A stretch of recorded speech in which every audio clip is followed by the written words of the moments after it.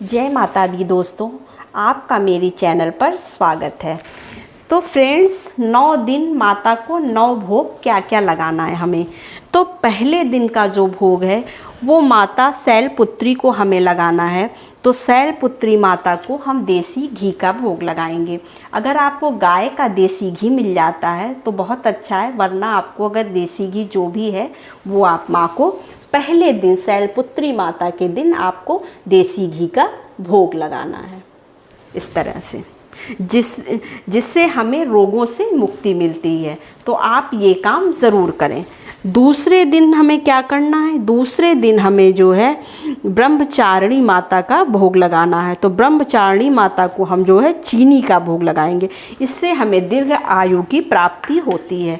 तो ये इस तरह से हम माता को चीनी का भोग लगाएंगे।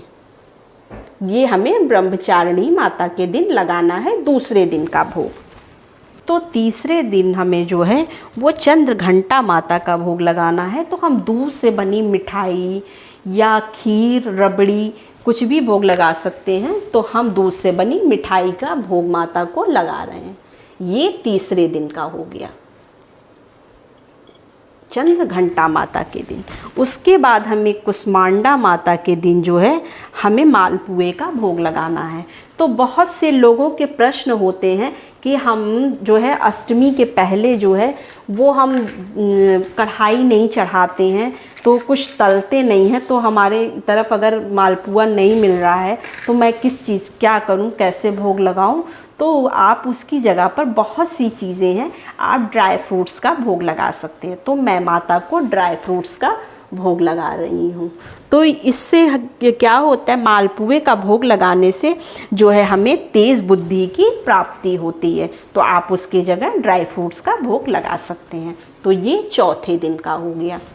पाँचवें दिन जो है हमें स्कंदा माता का पूजन करते हैं। तो हम स्कंदा माता को किस चीज़ का भोग लगाएंगे, तो स्कंदा माता को जो है हम केले का भोग लगाएंगे।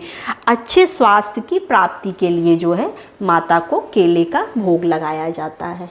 तो ये पाँचवें दिन का हो गया। अब छठवें दिन जो है हम कात्यायनी माता का भोग लगाते हैं, उनका पूजन करते हैं। तो कात्यायनी माता को हम किस चीज़ का भोग लगाएंगे, तो कात्यायनी माता को हम जो है भोग में पान, सुपारी, पान, लौंग, इलायची का भोग लगाएंगे। अगर आप पान और इलायची का भोग नहीं मिल रहा है या आप नहीं लगा पा रहे हैं तो इसकी जगह पर आप जो है शहद का भोग भी लगा सकते हैं।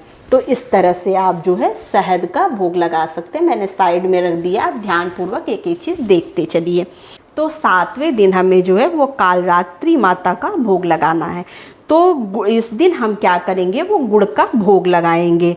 संकटों से मुक्ति मिलती है और परिवार में खुशहाली आती है। तो इस दिन आप माता को गुड़ का भोग जरूर लगाएं। तो ये हो गया सातवें दिन का। अब आठवें दिन हम जो है महागौरी की पूजा करते हैं। इसमें हमें संतान की प्राप्ति होती है। तो इस दिन हमें नारियल का भोग लगाना चाहिए। तो ये पानी वाला नारियल है, आप इस तरह का पानी वाला नारियल का भोग माता को आठवें दिन जरूर लगाएं। नौवें दिन हमें जो है वो सिद्धदात्री माता का तो हलवा पूरी चने का भोग लगाया जाता है। तो या सफ़ेद तिल जो है का भी भोग लगा सकते हैं। ये सर्व सुखों की प्राप्ति के लिए लगाया जाता है। तो मेरे पास तिल नहीं था तो मैं इसकी जगह पर बतासे का भोग लगा रही हूँ। तिल सफ़ेद होता है, इसको मैंने उसकी जगह पर बतासे का भोग लगा लिया है। आप चाहिए तो लिख लीजिएगा, अभी मैं हलवा पूड़ी नहीं बना पाई हूँ। तो इस तरह से आप जो है बतासे का भोग भी लगा सकते हैं। तो ये माता के 9 रूपों के 9 भोग हो गए। ये आप अच्छी तरह से कहीं पर लिख लीजिए। इस तरह से आप माता को 9 दिन 9 भोग चढ़ाकर माता को प्रसन्न कर सकते हैं। तो ये छोटी सी जानकारी अगर आपको थोड़ी भी ज्ञानवर्धक लगी हो तो मेरे चैनल को सब्सक्राइब, लाइक कर लीजिएगा और आगे तक शेयर ज़रूर करिएगा। तो जय माता दी फ्रेंड्स।